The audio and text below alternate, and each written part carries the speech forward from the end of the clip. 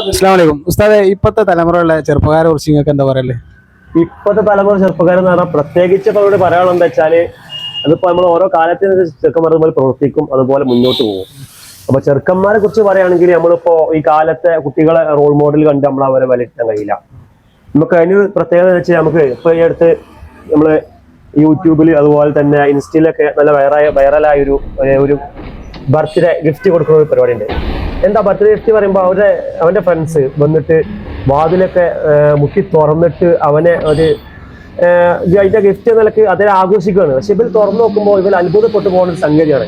ഓലെ ആ ഗിഫ്റ്റ് അവരവിടെ പരിപാടികൾ ഒന്നും ഇല്ലാത്തതാണ്. കാരണം വെച്ചാൽ ആ വാതിൽ തുറന്നു നോക്കുമ്പോൾ അവരൊന്നും കരുതാത്ത പോലെ ഒരാളെ ഒരു റൂമിന്റെ അകത്ത് കാണാൻ കഴിയുന്നത് മുസല്ലിട്ട് നിസ്കരിക്കുന്ന ഒരു അവനാണ്. അപ്പൊ ഇവരാ സമയത്ത് വിൽക്കുണ്ടാണ് ഒരു ഫീലിംഗ് ഉണ്ട്, മനസ്സിലാക്കാം. അപ്പൊ നമ്മൾ പുറത്ത് കാണുമ്പോൾ ചിന്തിച്ച് ചെറുക്കന്മാരെ വിലയിരുത്താൻ കഴിയില്ല. അപ്പൊ കാലത്തിന്റെ പോക്കുകൾ അങ്ങനെയാണ്, നമുക്കറിയാലോ. അപ്പൊ നമ്മൾ എല്ലാ ചെറുക്കന്മാരും മോശമായിട്ട് കാണാനൊന്നും പറ്റില്ല. കാരണം എന്താ വെച്ചാല് അവരുടെ അത്രയും അവരേക്ക് നമ്മൾക്കൊന്നും അറിയാത്ത പലതും അവരുടെ അടുത്തുണ്ട്.